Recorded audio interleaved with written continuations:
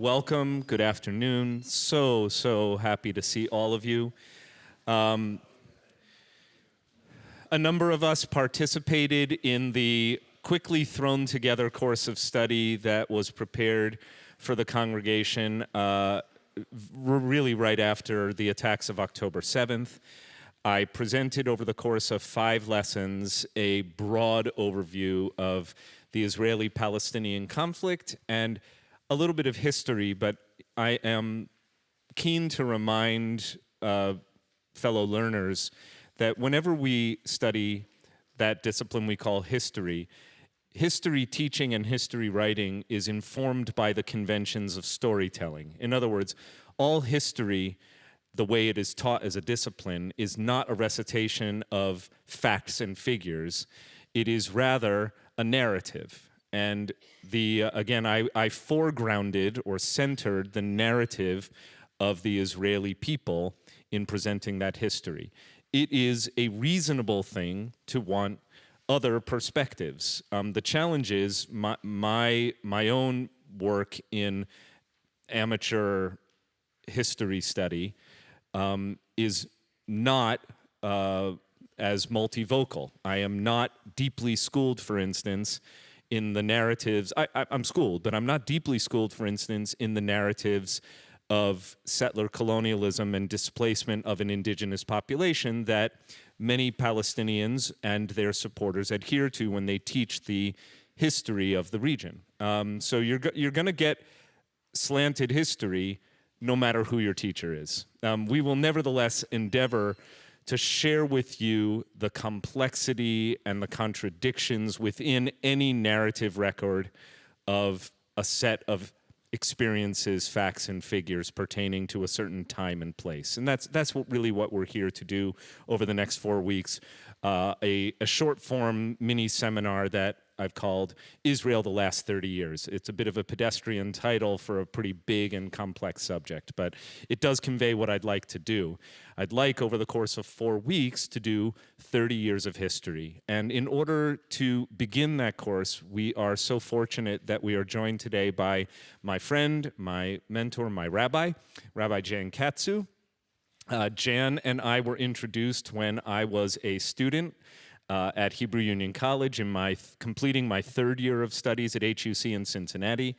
And I had signed up to serve as an intern at the UAHC, the Union of American Hebrew Congregations. That today is the URJ, the Union for Reform Judaism, Summer Kala, where lay folks from around the Reform movement would sign up for I think it was a 1 or a 2 week seminar in some lovely pastoral location. In this case, the beautiful campus of some university in Beloit, Wisconsin, where I was kind of like the gopher. I was there to help the professors photocopy their stuff, and one professor was dealing with leg surgery, so I kind of was his Sherpa. The wonderful Professor Neil Gilman of blessed memory. And I spent a lot of time hanging out with Jan, with Rabbi Katzew, who at the time was the director of the educational program of the entire union. So the whole reform movement, he headed our educational department. Following that position, he would go on to serve as professor of education and service learning at Hebrew Union College, Jewish Institute of Religion, the Cincinnati campus, which was my alma mater, though I was not his student there. That was a later chapter. The intervening chapter, Jan, his wife Lainey, his 2 daughters, Sarit and Kara, were actually part of our local Westchester community. Lainey, his wife, is a cantor and served previously at one point as the cantor of Temple Israel of New Rochelle. She also headed the music department of the URJ, and their wonderful daughters became known to us as well. Kara, their younger daughter, was one of my students when I was just a baby rabbi coming to WRT. Kara, who I believe was Rabbi Citron's classmate, were they same year?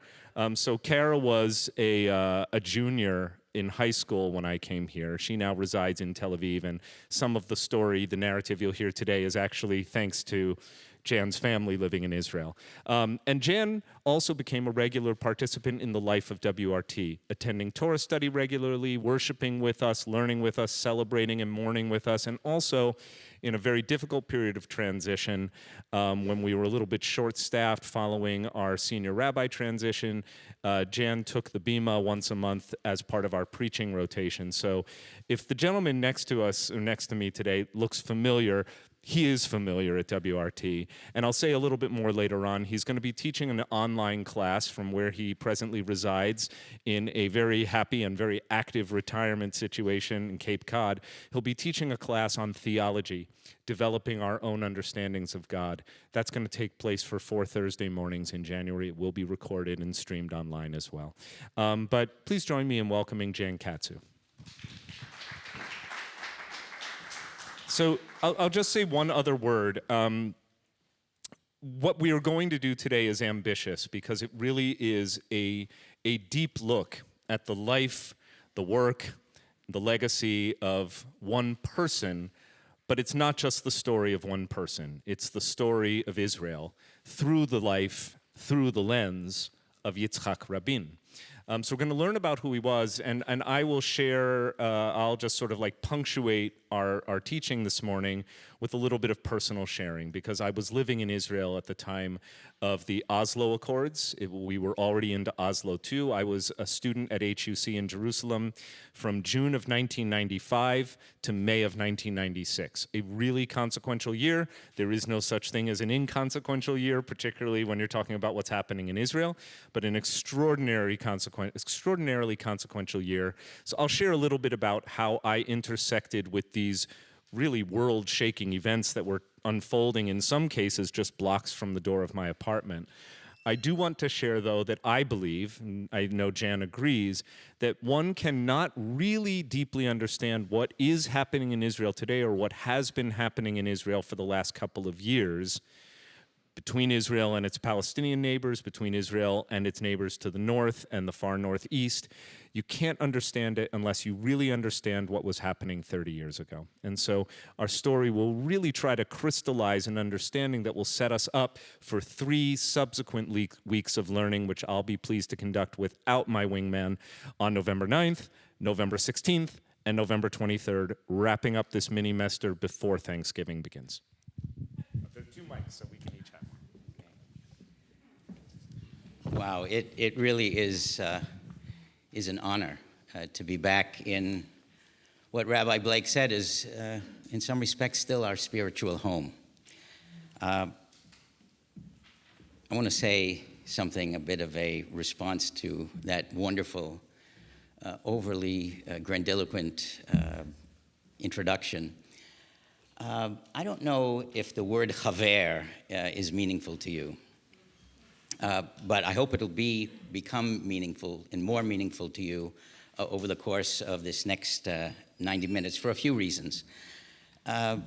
This is my chaver. This is my chavruta, my study partner. And even though you generously said mentor, this is one of those situations in life in which over time the mentor has become the mentee. And I suspect, seeing a lot of nodding heads, that perhaps you've had a similar experience in your life. There's nothing sweeter. And so I am grateful not only to be with all of you, but with my dear chaver.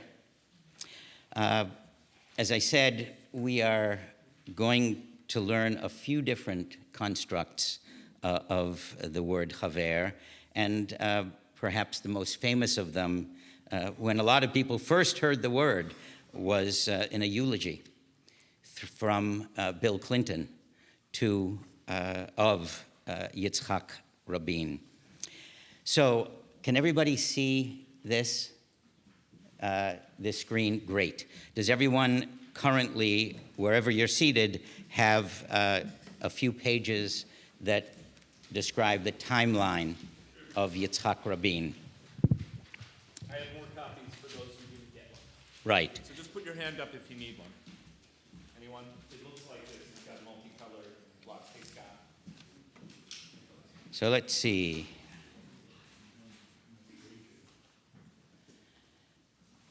So one of the first things that I did, knowing that this session was going to take place, was contact the Rabbin Center in Tel Aviv. Any of you been there? The Rabbin Center, if you have not yet been there, it's certainly worth a visit next time you go to Israel. And many of the slides that I'm going to be sharing today are either directly from the Rabbin Center or perhaps indirectly from there.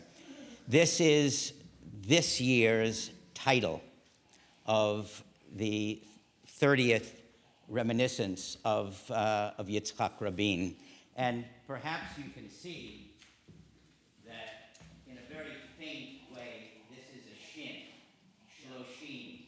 And so they're playing, this is a word play with the word shalom, and keeping the shin and the yud to sound like 30. And here, and it's translated beneath it, lo lakeit l'merchak la'afot l'kera. 30 years, don't let time become a rupture. And it's shalom haver, goodbye, hello, peace, my friend. So don't let 30 years and time become a rupture was essentially a commentary on what Rabbi Blake already mentioned about 30 years. We cannot just look at the news today. We need to understand beneath the news as much as possible, as many layers, to recognize that what we're seeing in terms of the schism within the state of Israel, and quite frankly also to an extent between Israel and the diaspora, it's in the news, but it's not new. Let's take a moment. I think there are people here who probably remember exactly where they were and what they were doing on November 4th, 1995, and in the Hebrew date, the 11th of Cheshvan. Yoel, I think you may know exactly where you were, and we would love to hear a personal reminiscence. The night of the assassination was a large peace demonstration in Tel Aviv in front of the City Hall. I think, if I remember correctly, they said there were about 100,000 people there, and I was there. We had a bus coming up from my kibbutz Be'eri in the Negev, and with high school kids, and we came in a transit. I guess I, put a joke in at the same time. In the transit, there were about 10 people, Ford Transit, including my ex-wife and my mistress. So that was kibbutz also. That said something about what kibbutz was like. And we were at this large peace demonstration, and it ended with a wonderful song of peace that Rabin, who wasn't known as a singer, also tried to sing. And later, when they examined his body, they found the words of the song in his pocket covered with blood. So it was just this tremendous irony. We finished after the demonstration, we walked back to our transit, which was parked about 10 blocks away. And as soon as we got in the car, we heard the radio broadcast that he was shot. So we weren't there at the moment he was shot. We were going back to the car. And from the moment I heard the announcement, it reminded me of the announcement of Kennedy's assassination. And I said, he's dead. I said, there's no way he's going to survive a shot to the head. And I remembered that, the shock of it all, of course. And my daughter remembers that day to this day. That she and her friends were there at that demonstration. And Be'eri was a very, very strong Labor Party kibbutz. In fact, Rabin and Peres and all labor leaders would always come to talk to the kibbutz because we had the highest percentage of labor voters of any community in Israel. So in this small country, I got to know not only them, but other political leaders, because they were always coming to the kibbutz, which was a strong supporter of the Labor Party. And, we felt very, very close to them, even though I'll just add one negative comment about Rabin. and Peres, that as much as we supported them, they were the ones who were in charge of the government, and they supported the first settlements on the West Bank. So it didn't come from the right wing, it came from the left wing, because they thought that was going to guarantee the security of Israel. And on the kibbutz, many of us were very critical of that move. Thank you. Is there anyone else who would like to share a memory from November 4th, 1995, if it was a particularly poignant day for you? This is Ayelet. Hi, Ayelet. Very briefly, I was actually in the movies. I decided not to go to the demonstrations, or I did live in Tel Aviv. I went with a friend to the movie, and I remember when we exit the theater, we heard about what happened. We were completely shocked, obviously, and I remember the days following that we went to his house. I remember all the flowers and all the support of the people, and I remember that the feeling that I lost hope that day. I thought always I believe there is peace, and I was one of those that yes, we can live in peace with Arabs, and we can have two countries. And that day I said, no, it's not going to happen. He was the symbol of all the hope, and I can remember those feelings that I lost hope, and it was very, very hard since then to steal it. Thank you. I'll just share. I was a 22-year-old student at HUC in my first year of rabbinical studies. So I just graduated from college. 2 weeks after graduating, found myself looking for my first apartment, or looking for an apartment in Jerusalem. I had been there for the summer, studying Hebrew and Ulpan and some travel and getting to know my classmates and figuring out what it looked like to become a rabbi in training. And there were a number of noteworthy things about the political climate that I remember. I remember still a kind of array of optimism at that time that many of us, of course, we were young, optimistic American Jews, but we have been influenced by the images and the narrative of Clinton brokering a handshake between Arafat, the leader of the PLO, which would later become the kind of ground of the Palestinian Authority, and Rabin, which we thought was really significant. I had also seen, in some cases from my apartment window, anti-Rabin demonstrations in the weeks leading up to his assassination, including one that Netanyahu was present at.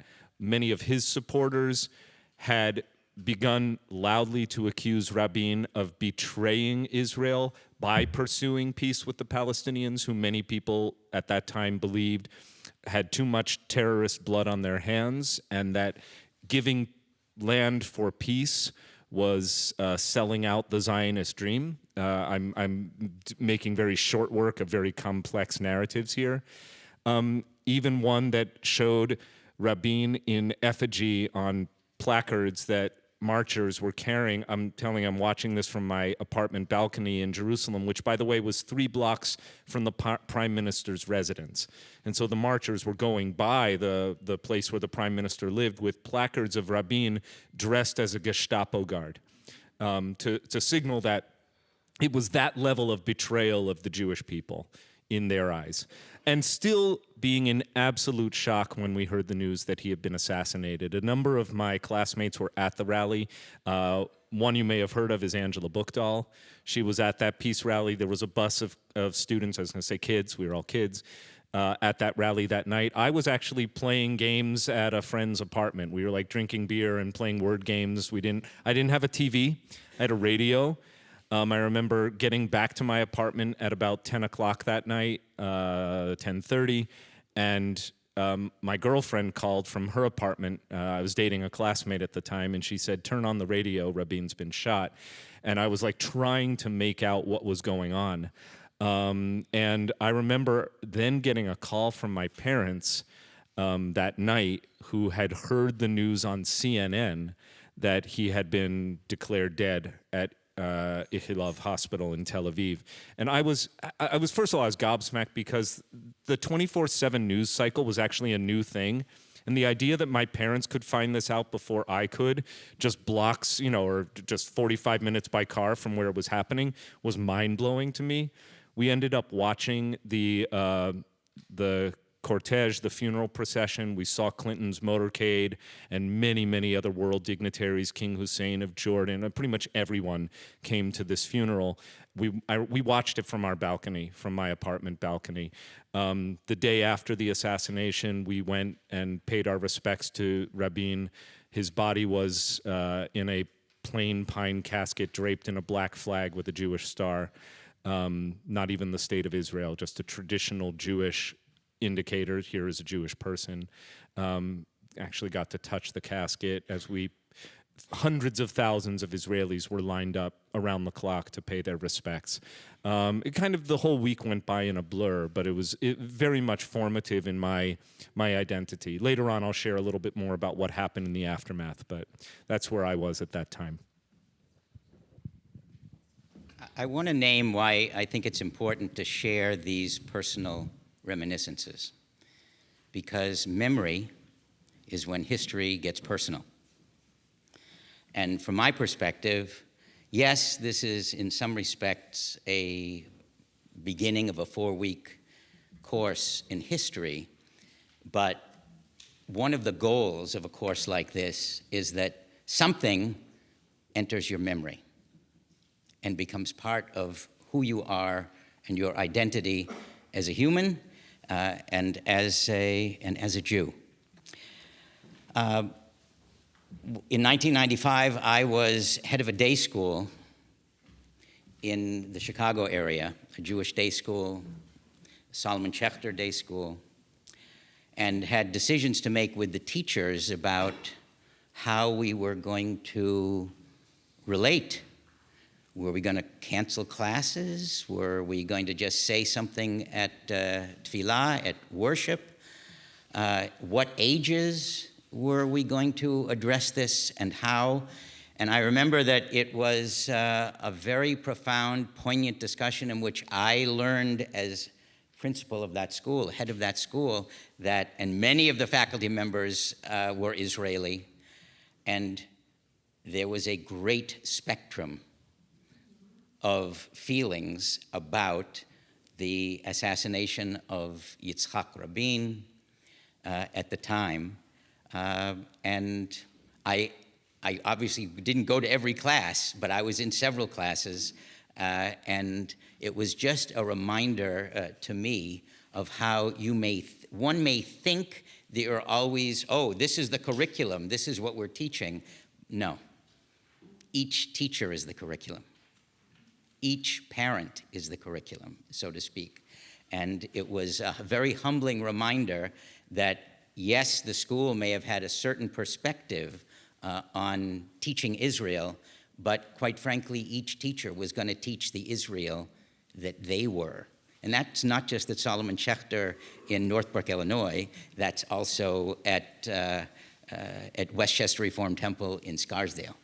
And so it became very important to me following that whenever I was interviewing teachers, I was going to speak to them about Yitzhak Rabin quite personally.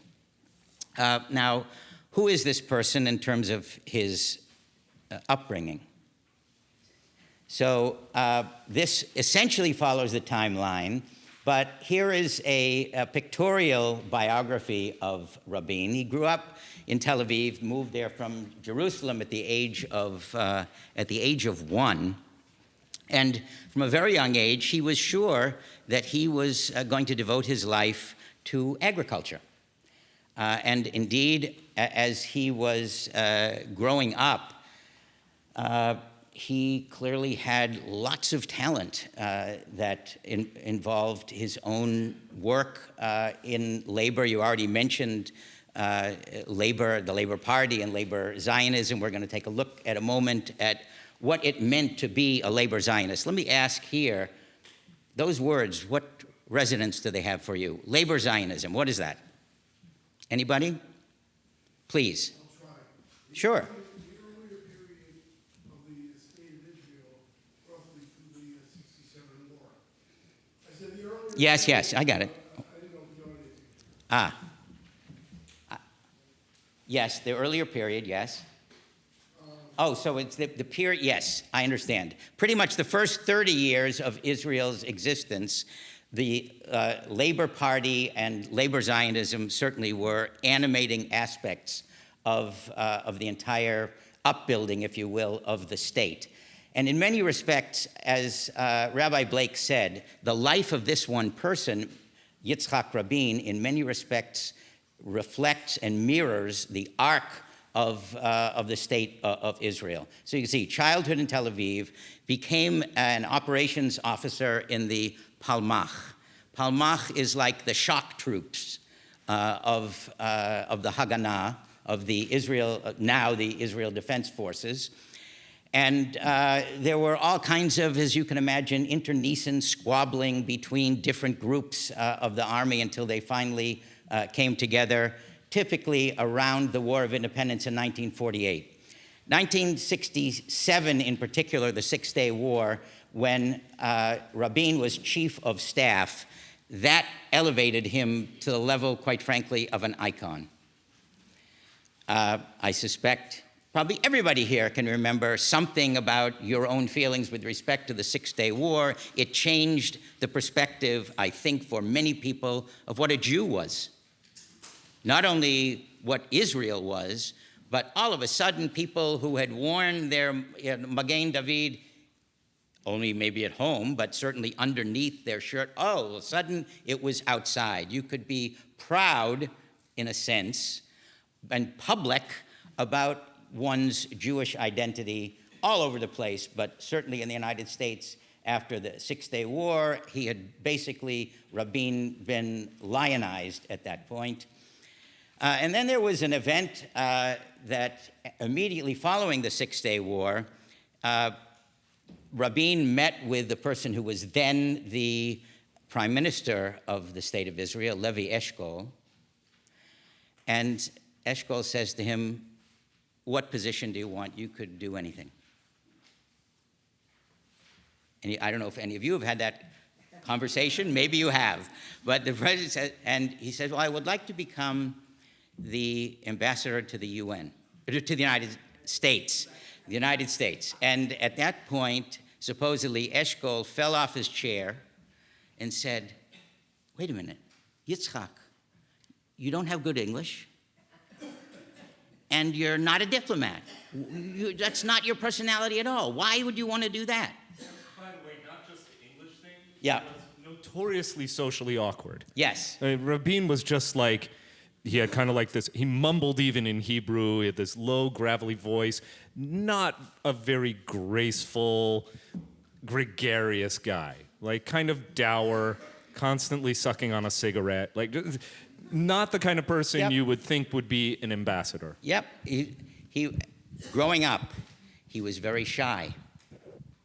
And indeed, at school, he was told that he wasn't very smart, which was another reason why he became convinced, oh, I guess I'm just going to become a farmer. However, a seminal event occurred in his life. His Ima, his mom, Rosa, died when he was 16. And he was a student at the time, away from home, at the Kaduri School, a famous agricultural school, also associated with labor Zionism. And he ended up being motivated, apparently in part by his mom's death. I'm going to have to do it myself now. And he graduated with distinction. And then came another fork in the road of his life, because he was given a scholarship. He said he could have gone to Berkeley in the United States to study irrigation engineering. So again, he was going to devote himself to agriculture. However, the war broke out, and he said, I'm staying.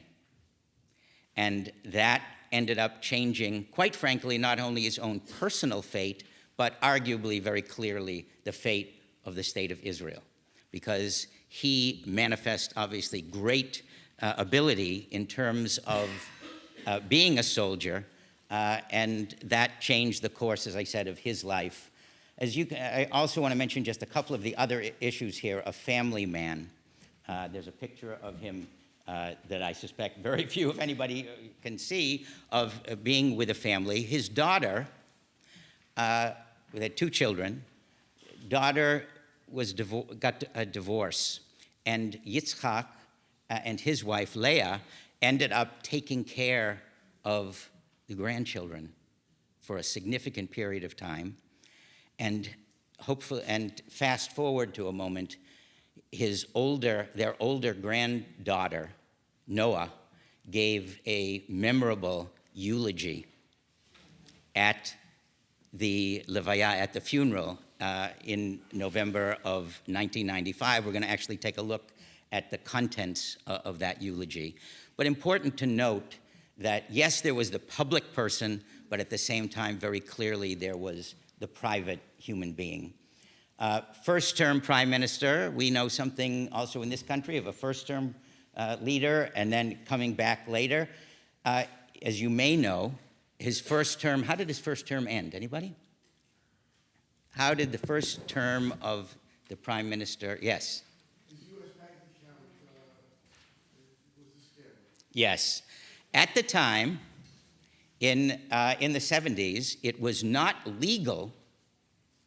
It was a misdemeanor, let's face it.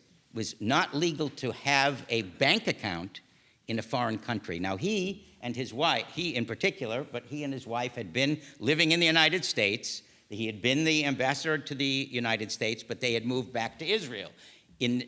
Legally, they were supposed to divest themselves of all of their bank accounts that they had held in the United States. They did not. The bank account was in the name of Leah, his wife, but he said he took responsibility. He said, my spouse and I share our funds, and this was against the law, and so in disgrace, quite frankly, at that time, he ended up having to leave his position as prime minister.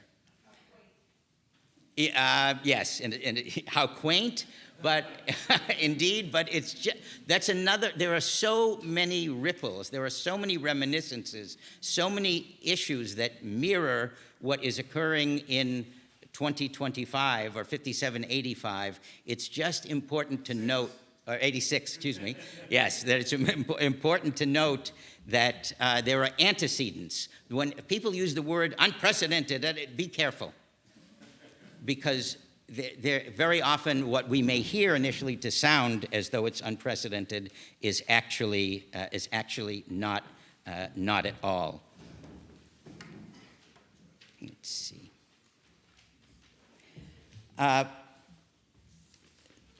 wanted to add a little bit of color to the term labor Zionism because I grew up, and I don't know if this would be the case with Rabbi Blake, I grew up with a book called The Zionist Idea that Arthur Hertzberg wrote, that Zionism was an idea.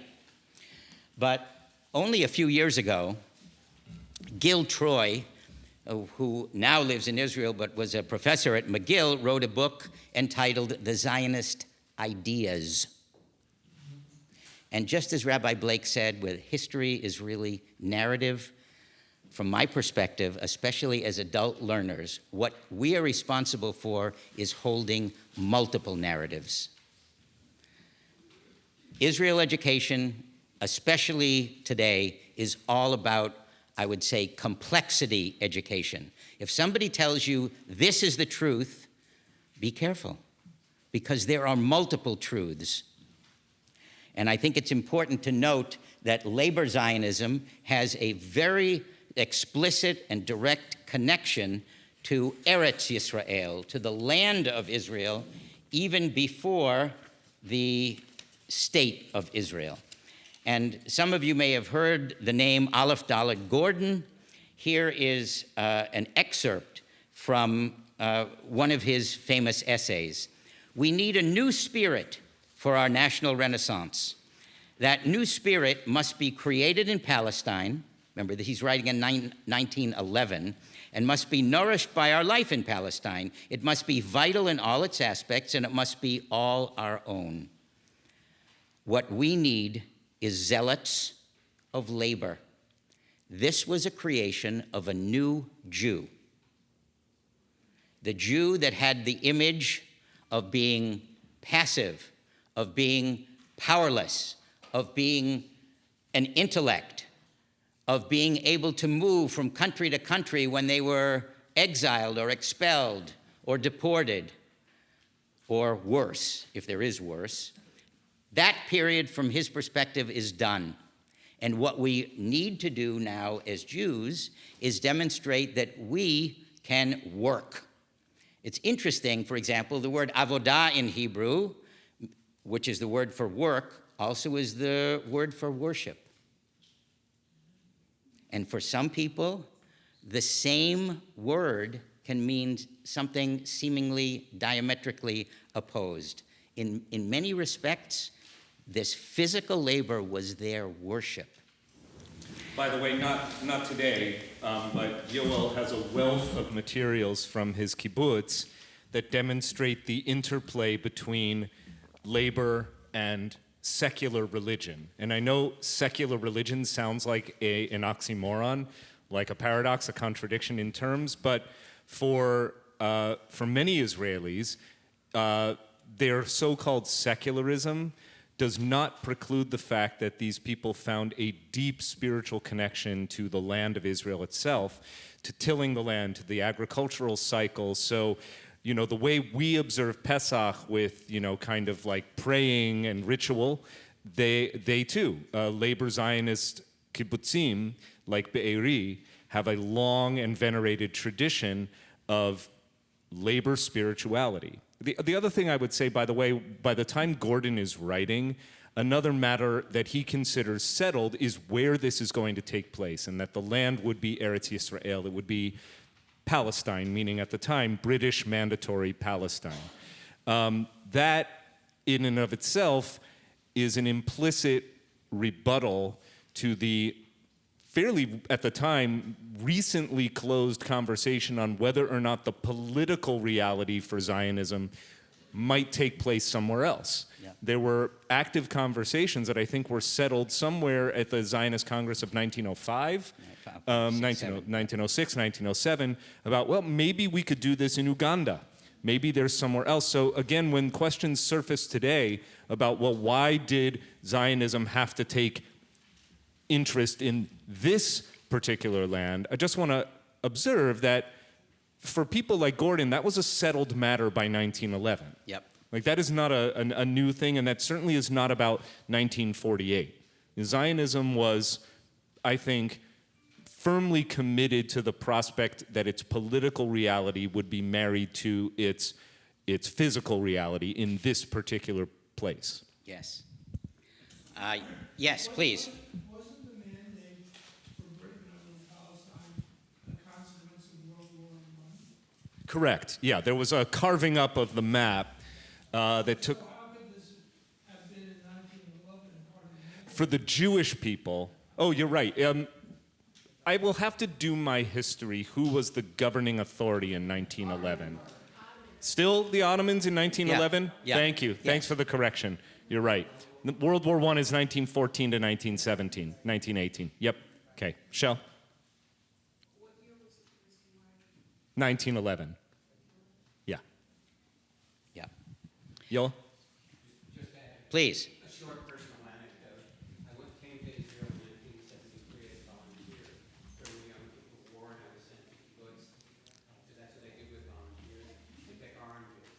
And it was a commitment for 6 months. And when I decided to stay in Israel, I said, I went through this Zionist conversion, this labor Zionist conversion, and I said I want to be a tractor driver. Yes. I was with a PhD in English literature. After I broke a few tractors, the Yemenite treasurer of the kibbutz came to me and said, maybe you'd like to teach English. And by the way, just to further reinforce Mike and others' points, the Mikes who are sitting one in front of the other, the Sykes-Picot arrangement, or the Sykes-Picot agreement, 1916. Yep. You're right. I needed to double check my dates there. That was the secret set of meetings that ended up carving up the map of the Middle East and ended up basically, with Britain in charge of this part of the world. Thank you. Some of you may know the name Dennis Ross. Familiar? So Dennis Ross the negotiator, not the rabbi. No, yes, that's true. The negotiator, ambassador, wrote about his relationship with Yitzhak Rabin and said that he was the most secular Israeli he had ever met. So that, again, reinforces the notion of you can be zealous about secularism. And I think this is an important addendum that Gordon adds with respect to us in the relationship between Israel and the diaspora. Jewish life in the diaspora lacks this cosmic element of national identity. It is sustained by the historic element alone. You don't have this, it's only up here. It is sustained by the historic element alone, which keeps us alive and will not die. But it cannot provide us with a full national life. We are engaged in a creative endeavor, the likes of which is not to be found in history, the birth and rehabilitation of a people that has been uprooted and scattered to the winds. It is our aim to make Jewish Palestine the mother country of world Jewry. Now that's in 1920. And I also want to note, there's a bit of irony here. This is translated. This was written in Hebrew. That's not by accident. One of the greatest, I would say, acts of rehabilitation or revivification is a language that had effectively been moribund, latent. It was used in some poetry. It was used in writing and literature, but they really gave birth, if you will, or rebirth to the Hebrew language.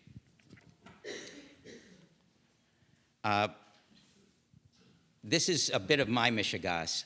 I think that it's important in doing any kind of public presentation, where possible, to include both men and women. Because sometimes history seemingly is only told and even seemingly made only by men. And that is not true. That is incomplete. Rachel Bluestein, just the poet, she's basically known as Rachel, she's that iconic, wrote what I would say is kind of as the poet laureate, if you will, there is no such thing, I'm just giving her that title at the moment, of labor Zionism. I have not sung you, my country, not brought glory to your name with the great deeds of a hero or the spoils of a battle yields. But on the shores of the Jordan, my hands have planted a tree, and my feet have made a pathway through your fields. Modest are the gifts I bring you. I know this, mother. Modest, I know the offerings of your daughter. Only an outburst of song on a day when the light flares up. Only a silent tear for your poverty. This was 1926, Artsy, My Country.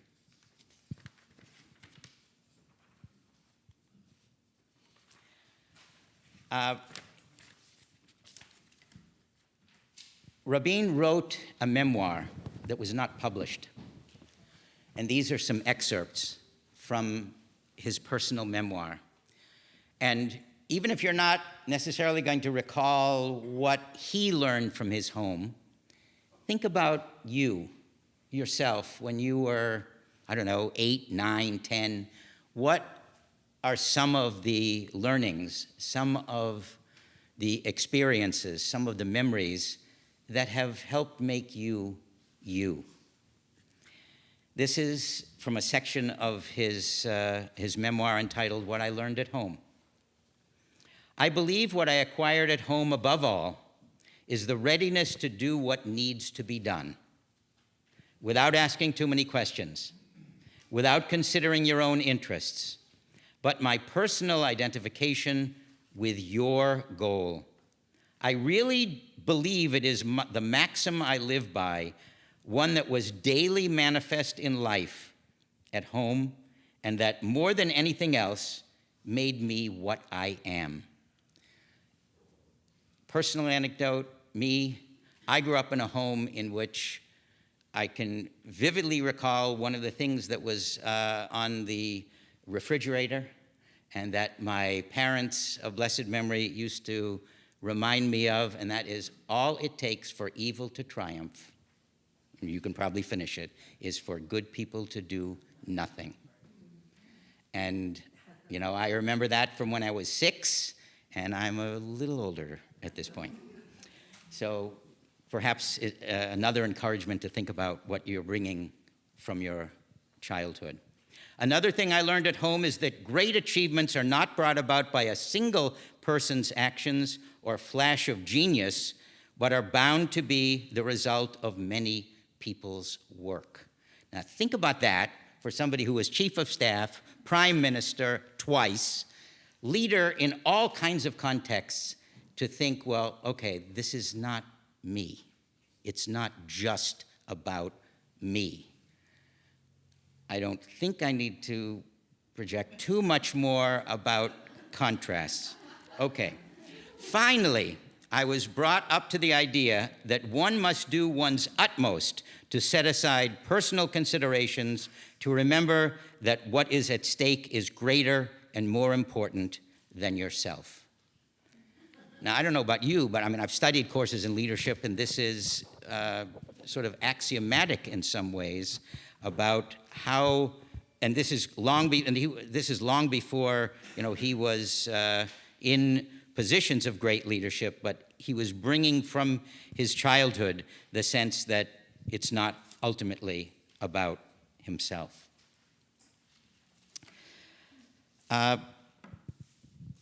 This is a difficult slide. Here is what he faced in 1948. This is the War of Independence from one narrative, and this is Nakba, catastrophe, from another perspective. And there are multiple perspectives in between those extremes. While the fighting was in progress, we had to grapple with a troublesome problem: the fate of the civilian population of Lida and Ramleh, numbering some 50,000. Now, Lida, anyone ever flown into Israel? Okay, so if you've been in Lida, you've been in Lod, that's where the airport is. 50,000 people. Not even Ben Gurion offered any solution. And during the discussions at the operational headquarters, he remained silent. What are we going to do? What are we going to do? How are we going to do it? And by the way, at the time, Lida and Ramleh, if not exclusively, strongly predominantly Arab.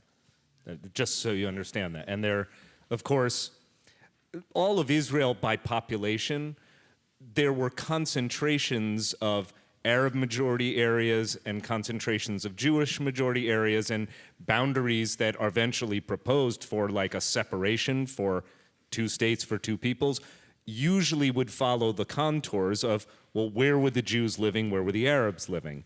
But in the case of Lida and Ramleh, if you look at a map, it's two cities in the very center of what is today Israel. Like, there was no way to do a carve out and just say we can't. Yeah, if you were going to be a Jewish state during the War of Independence, you had to fight and hold that territory. And 50,000, mostly Arabs living there. Yep, exactly. Clearly, we could not leave Lod's hostile and armed population in our rear where it could endanger the supply route. They were responsible for getting supplies up to Jerusalem. Okay? So many of us have been on that road from the airport to Jerusalem, and the responsibility that Rabin had at the time was to make sure that supplies could go to Jerusalem freely. We walked outside. Ben Gurion accompanied us. What's to be done with the population? Ben Gurion waved his hand and said, drive them out. I agreed. It was essential to drive the inhabitants out. Psychologically, this was one of the most difficult actions we undertook. Yes, drive 50,000 people from their homes in Ramla and Lod. Yes. And it wasn't just there, it was up north as well. The whole series of Arab villages that were right in the middle of the Galilee that had to be wiped out, Sipori or whatever the Arab witnesses. Yes. I don't know if everyone could hear. Yeah, everyone hear? Should I repeat? Yes, that in addition to Ramla and Lod, which were under Rabin's, as it were, aegis, and his responsibility in 1948, there were many other places, including in the north of Israel. And have anyone been to Tzipori and seen magnificent mosaics? That was an area in which there were significant Arab populations, and in 48, they were moved out. They were displaced. And I just think it's important for us to complexify and create messiness instead of providing these nice, neat, simple issues and solutions to multivariable calculus. Yes? It's become an argument since then to counter the Israeli argument that the Arabs left because they were told to leave voluntarily. I think most of them probably did, but this number has become part of their response. Please.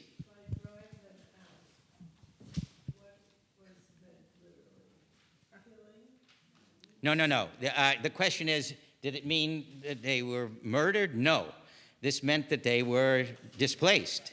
They were driven out from their homes, and they were either going to go to a place like Gaza, or they were going to go to what some would call the West Bank, Yehuda v'Shomron. I mean, even the names. I don't know. It's a big deal, for example, to figure out which map of Israel you're going to use, because all of these maps tell their own story. They're their own narrative.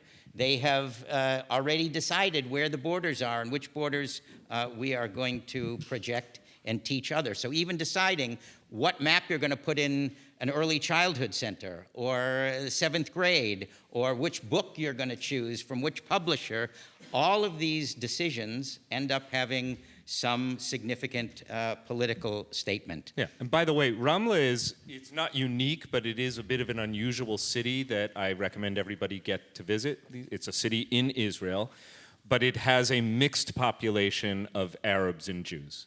So people who call themselves Palestinian, because that is their national, ethnic, and cultural identification, but they hold passports as citizens of Israel. There are many such people in Israel. 1 in every 5 Israeli citizens is not Jewish. And so this is often, so again, just talk about complexifying. Not every Arab left. A majority did in 1948, but a minority remained. And that minority of Arabs who did not leave were able to become citizens of Israel in most places, not in East Jerusalem, where things are complex beyond complex. Yes, thank you. From that very heavy slide, we're going to move to something that is among his greatest triumphs. He received an honorary doctorate from the Hebrew University in 1967 at the end of June, just a couple of weeks after the end of the Six-Day War. And this is an excerpt from his address. Again, you don't have this. What you have is a kind of a basic timeline, so hopefully you can keep straight which happened when and in what order. But what prevailed in this war in 1967 was not matter, but spirit. Not steel and iron availed our warriors, but their sense of mission, the certainty that right was on their side, their great love for their country, their awareness of the hard task imposed on them to ensure the survival of this people in its land, to maintain, even at the cost of their life, the right of the Jewish people to live in the state of Israel in freedom, in independence and in peace. This army, which I have had the privilege to lead in this war, comes from the people and goes back to it, to a people transcending itself in its hour of peril and prevailing over all enemies by virtue of its moral and spiritual greatness. Again, there's a bit of a contrast from what is being taught and said today. And hopefully, in addition to having a sense of how folks are dealing with what we hope is the end, or at least the end of a chapter, if not the end of a book with respect to war, that was Rabin's apopemptic. That was his kind of valedictory address, if you will, of what the meaning of victory was in this war. That it was not a victory just of arms, that it was a victory in many respects of the spirit. And this, by the way, was coupled with a prevailing national and worldwide Jewish sentiment that the war had accomplished not just military objectives, but spiritual objectives to produce a kind of religious ecstasy. For the first time in 2,000 years, all of the significant holy sites of Judaism, especially Jerusalem undivided, were now under Israeli control. And that was interpreted by many in almost messianic terms, even among the non-religious, the people who would have called themselves secular. The overarching framing of the victory of 67, of this miraculous 6-day lightning strike, turnaround, preemptive, etc., winning a war on two fronts against seemingly insurmountable odds, led to a kind of national consciousness that this was more than just military victory, this was divine providence. And I'm not sure that Rabin did anything to disabuse the people of that thinking, which I also think, and I'm really off the cuff here, but commenting on Yoel, it made it easier for decisions about what to do with the significant amount of land that had now been acquired or reacquired, depending on how you think about it during that war, to be used for Jewish settlement. And the idea that a certain number of very zealous religious Jews were able to work with a liberal government after the 67 war to produce a condition that today is understood as a military occupation, whatever your preferred terminology is. Ariel Sharon, by the way, very right-wing prime minister who succeeded in the years after Rabin held office, was the first official to use that language. He said, this is occupation, in the West Bank, where you have a minority of Jews residing in a territory whose majority population is Palestinian Arab. So it sets up a lot of conditions, this 6-day war, and it's really interesting to hear Rabin's valedictory about it as a spiritual victory. I think that both names the good and the bad. And that's actually a perfect segue to the next slide. As some of you know, the Prime Minister always, on the day prior to Independence Day, which is Memorial Day, that's already quite a statement. Think of in this country, for example, we have a distance of about, 5 weeks or whatever between Memorial Day and Independence Day. In Israel, there's no separation, basically. One day goes into the next. And the Prime Minister, in this case Rabin, gave an address in which this paragraph, to me, spoke really both as timely and timeless. The joy of the Jewish people is always mixed with sorrow. The chuppah and the broken glass underneath it, the dedication of a new house with unfinished plaster as a remembrance of the destruction of the temples, the Pesach Seder and the bitter herbs. In Israel, the tears of Yom HaZikaron, that's Memorial Day, touch the circles of dancers on Yom HaAtzmaut, Independence Day. The spark of our eyes may have dimmed, but not the spark of our life and faith. And it is precisely this faith that will carry us in the coming days to days of memory and love towards days of peace.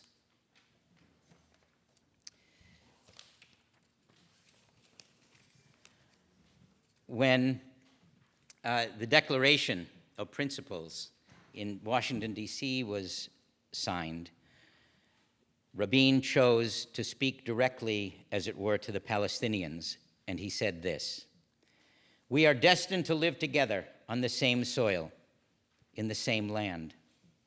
We, the soldiers who have returned from battle stained with blood, we who have seen our relatives and friends killed before our eyes, we who have attended their funerals and cannot look into the eyes of their parents, we who have come from a land where parents bury their children, we who have fought against you, the Palestinians, we say to you today, in a loud and clear voice, enough of blood and tears, enough.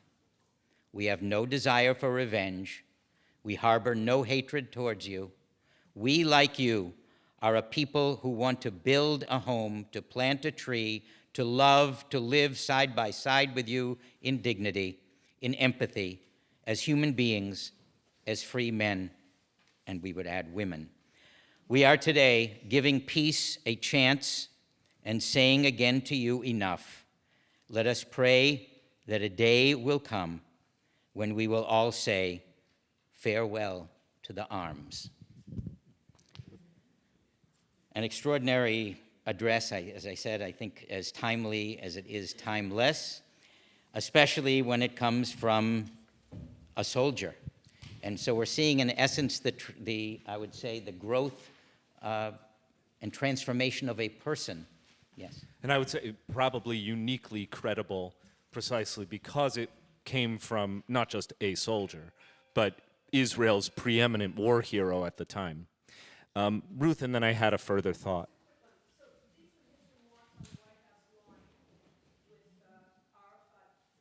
Yes. Exactly right. This was my junior year of college. And it was under this kind of spirit that I applied for and was accepted to rabbinical school, thinking, oh, I get to live for a year in Jerusalem. How incredible is this? Peace is around the corner. And I really think it was very regular for an American Jew to believe that without in any way opening myself up to the accusation of naivete. I think many of us felt that way at that time. And I just want to make it clear that when he says, you know, we have had enough of bloodshed, he's talking about decades and decades and decades. I mean, depending on how you date it, right? The conflict that he's describing with the Palestinians could go back nearly, at that time, 30 years to the establishment of the PLO. Or perhaps it includes, for instance, from the Jewish standpoint, it includes Munich in 1972. It includes the Achille Lauro, the episode where Palestinian terrorists hijacked a cruise vessel and threw overboard a Jew who used a wheelchair with disabilities, Leon Klinghoffer.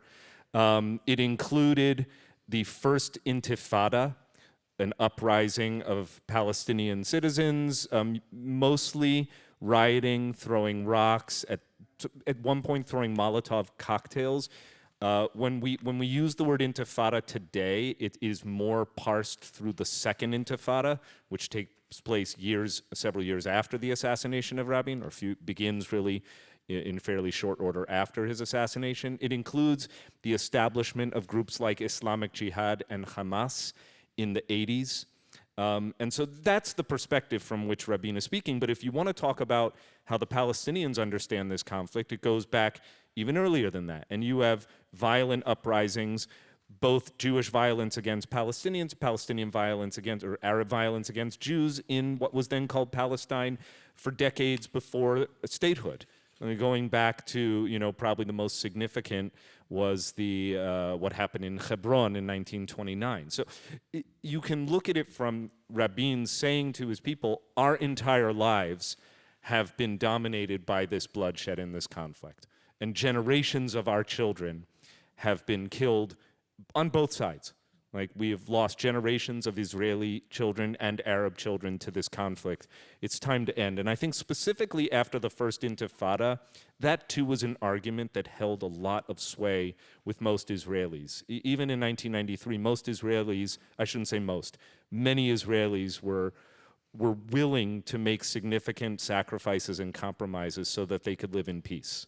And today, very different demographics, very different. Ask an Israeli what they think the chance for peace with Palestinians is, right? But by the way, it all depends on how you ask the question, because if you ask Israelis, how do you feel about a permanent separation or divorce from the Palestinians, most are in favor of it.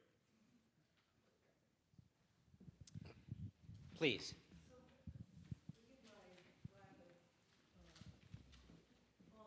Well, that's why you're here, Sandy. That's why we learn. Yeah.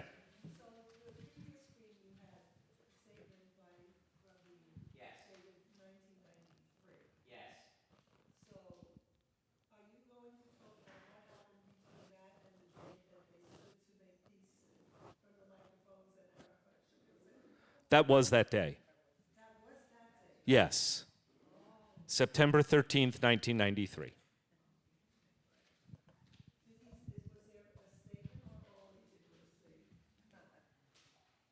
Do you mean Arafat?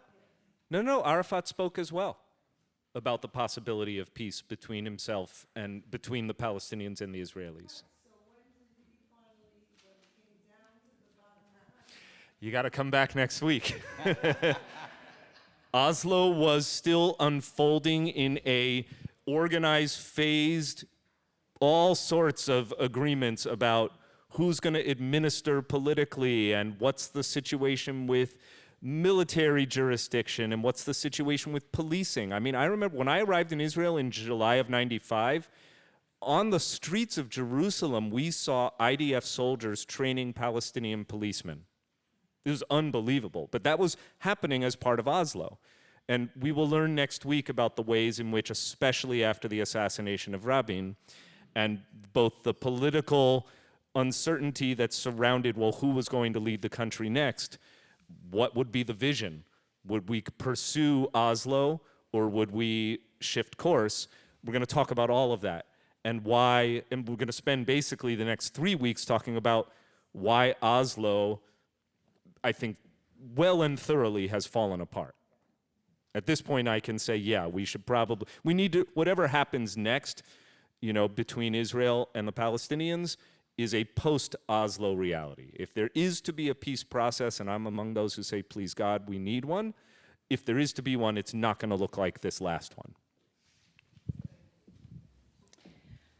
This is an address that Rabin gave internally. So this is not to the world or in the United States, the diaspora. This is within Israel. And I hope, again, it'll be the case you will hear resonance with today. This is from 1994, towards the end of the year, October 6th. These days, we are in the midst of a battle, the war over the nature of the state of Israel. We will have to choose, on the one hand, between the rod of zealousness, the tendency toward dreams of grandeur, the corruption of ethical and Jewish values as a result of ruling over another people, the blind faith, the hubris of I am and there is no one else beside me, and on the other hand, the road of maintaining a Jewish, democratic, liberal way of life, with consideration for the beliefs of others, even among ourselves, as well as side by side with us, with everyone living their lives according to their own faith. Well, that's 21 years ago, and I would say I could read this in today's news easily, because, again, we are seeing the dissonance, the dichotomy, and the tension around which Israel is it? I think among the learnings, especially over the course of the last 2 years, is that you can be powerful and vulnerable at the same time. we may think of them as being opposites, as being antithetical to one another, but actually, regrettably, they are well-nigh integrated into each other. And a very brief note about, since you mentioned our daughter, Kara.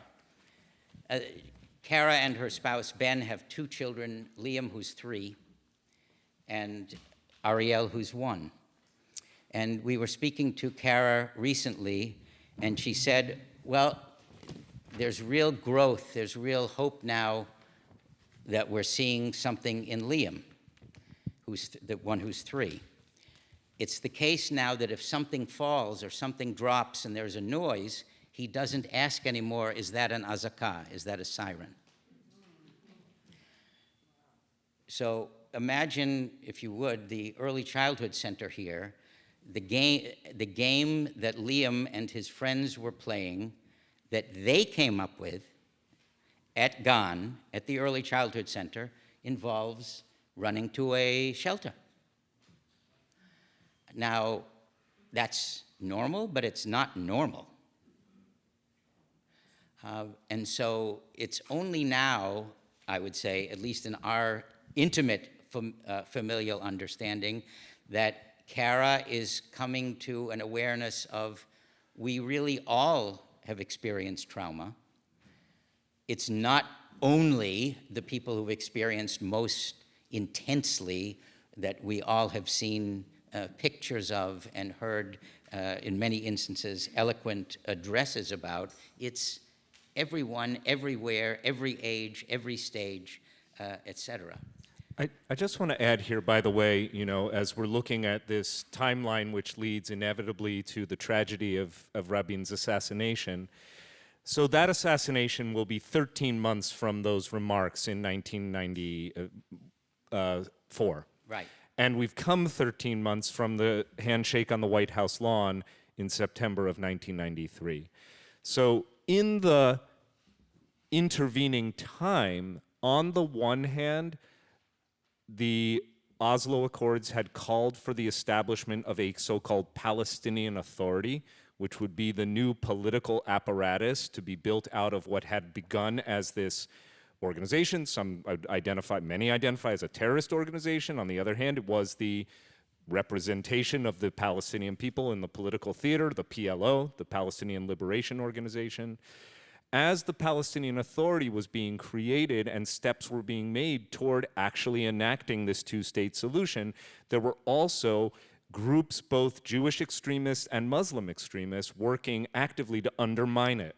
And so during those 13 months, you have examples of groups like Islamic Jihad and Hamas carrying out suicide bombings, by the way, rarely, if at all, condemned by Arafat, at least in front of Arafat's own people.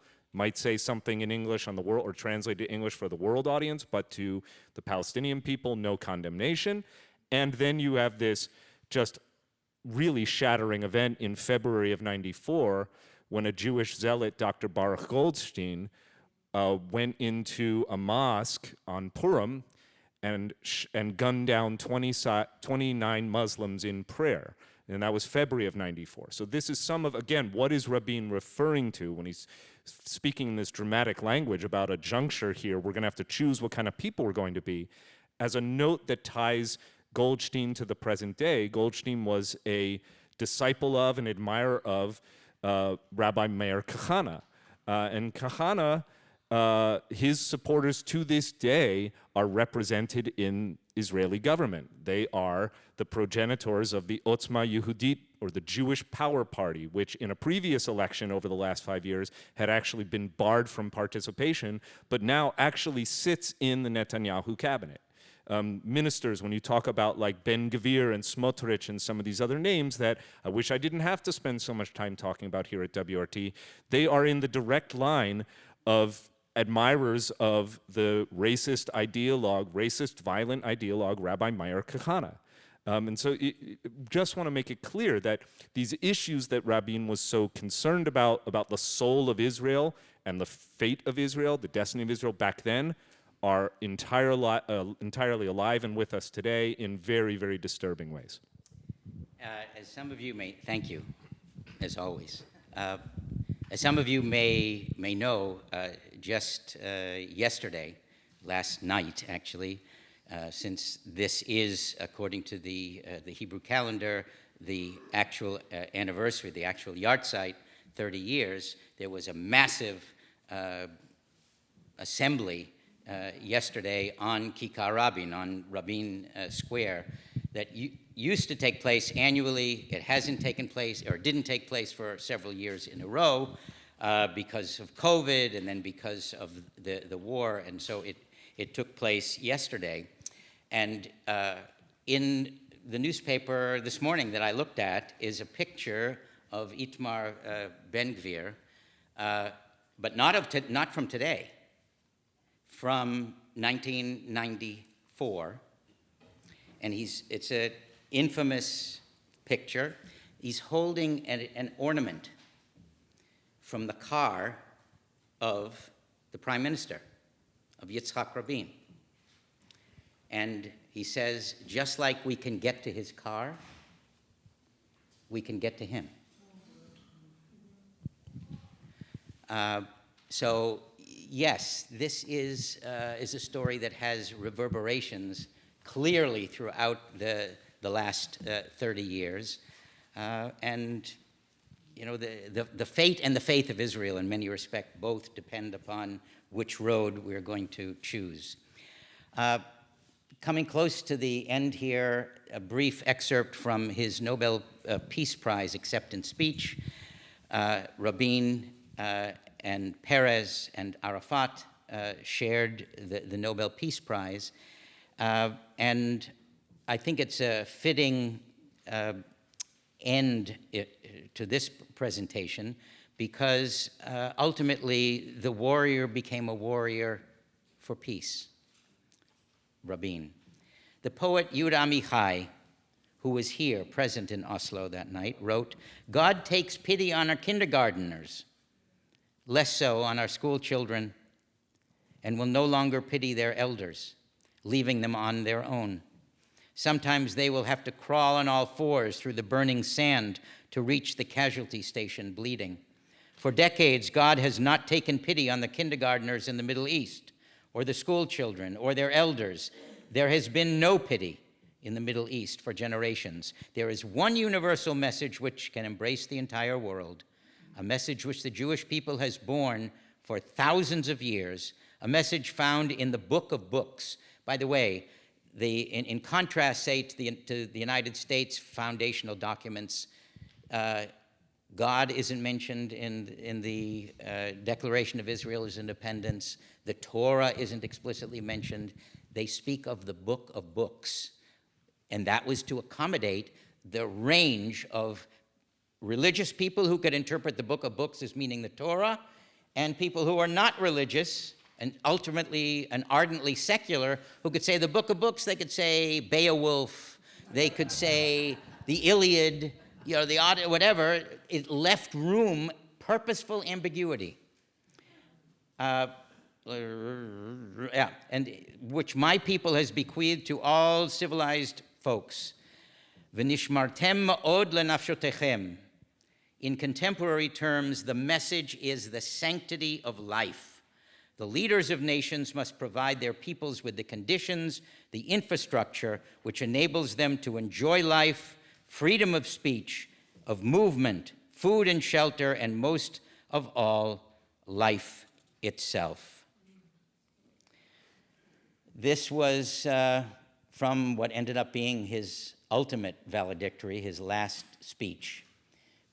Peace entails difficulties, even pain. Israel knows no path devoid of pain, but the path of peace is preferable to the path of war. This rally must send a message to the Israeli public, to the Jewish community throughout the world, to many in the Arab world and throughout the entire world, that the people of Israel want peace, support peace, and for that, I thank you very much. Those were his last words publicly. And by the way, Rabin himself was feeling rather depressed and concerned about how things were going with the violent setbacks to the implementation of Oslo. At the time he showed up for this rally, he was gobsmacked to see over 100,000, chiefly younger people, gathered in that square that night, which now is known as Kikar Rabin, Rabin Square. At the time, it was the Kings of Israel Square, Kikar Malchei Yisrael. But he was really, like, this was a huge shot in the arm for him and for the peace movement, because at the time, again, of course, really just so much died at the hands of his assassin, not just the man, not just his body, but the dreams of a generation that really was with him and showed up to say, yes, we do want peace. And of course, again, we'll be hearing how things unfold from here. But it was clear that even Rabin was surprised by the truth of his own words that night. I think it's David Brooks who wrote The Road to Character, in which he said something like this: most of us live our lives as though we're building our resume. What we should be doing is building our eulogy. And I think it's fitting to look, at least for our last few moments here, at what some of the eulogies said about Yitzhak Rabin. First and foremost, from his granddaughter. As I mentioned earlier, there were times in which the grandparents were taking care of their grandchildren, especially during a time of a somewhat acrimonious split of the parents. I want to speak about my grandfather. We always wake up from a nightmare, but since yesterday, I only wake up into a nightmare. The nightmare of life without you. And this is incomprehensible. You were the column of fire that went ahead of the camp, and now we are only left with the camp alone, and we are so cold and sad. Grandfather, you were and still are our hero. I want you to know that in all I have ever done, I have always seen you before my eyes. Having no choice, I part from you, a hero, and ask of you to rest in peace and to think about us and miss us, because we here down below love you so very much. And of the convoy of heavenly angels that accompany you now, I ask that they watch over you, well, because you deserve such a guard. We love you, grandfather, always. King Hussein, my sister, Mrs. Leah Rabin, my friends, I never thought that the moment would come like this, when I would grieve the loss of a brother, a colleague and a friend, a man, a soldier who met us on the opposite side of a divide, whom we respected as he respected us. A man I came to know because I realized, as he did, that we have to cross over the divide. I've never been used to standing except with you next to me, speaking of peace, speaking about dreams and hopes for generations to come that must live in peace. Never in all my thoughts would it have occurred to me that this would be my first visit to Jerusalem. You lived as a soldier, you died as a soldier for peace. By the way, they signed a peace treaty, Jordan and Israel, Rabin and Hussein. This is King Hussein the Elder, no longer living. His son, Abdullah, I believe, is the king of the Hashemite kingdom of Jordan. That peace treaty, which was signed in 1994, holds to this day, even through the last 2 years, which have, of course, tested our treaties with our neighbors. And finally, the eulogy, an excerpt given by President Bill Clinton. Yitzhak Rabin lived the history of Israel. Throughout every trial and triumph, the struggle for independence, the wars for survival, the pursuit of peace, and in all he served on the front lines.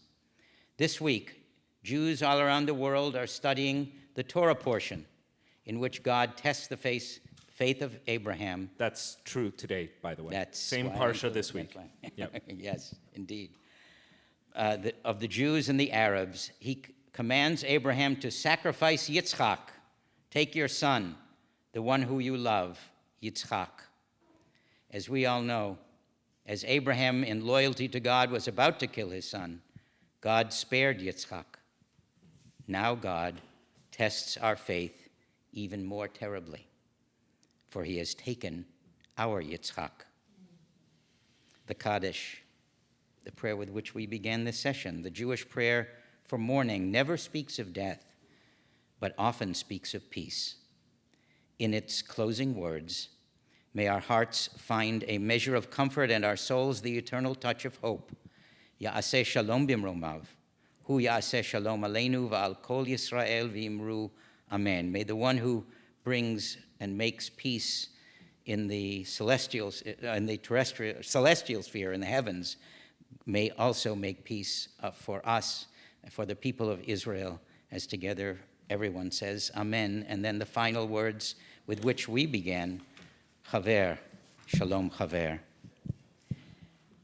And the Rabin Center, again this year, is a word play, again, shalom, goodbye, or hello, or peace, not chaver, but chaser. Chaser, you're missing. We miss Rabin, we're missing peace. Yasher Thank you. koach. Thank you so much, everyone. If you have a teenager in your life, a child, grandchild who lives in the area, Rabbi Katzew will be joining me and Cantor Kleinman Wednesday at 7 p.m. for a private but meaningful conversation around the table, which is usually in my office, but if we get a bunch of kids, even those who don't normally come, if you have a college kid in town for whatever reason, just send them our way. We'd love to have our teens join in conversation, as we'll do a teen-oriented retrospective on Yitzchak Rabin this week. We will also be sharing a special Kaddish in his memory, of course, at services on Friday night, in company with our dear friends and clergy from Greater Centennial AME Zion Church. Pastor Stephen Pogue and the choir and congregation of Greater Centennial will also join us, and we've asked them to learn a little bit more about Yitzchak Rabin as well, so I'll share brief remembrances before we say Kaddish Friday night. Thank you, everyone, for coming. Next week, we'll do 3 consecutive weeks on the last 30 years, and this will be our starting point. So we're going to start in 1995 and do approximately 1 decade a week for 3 weeks. Thanks, everyone.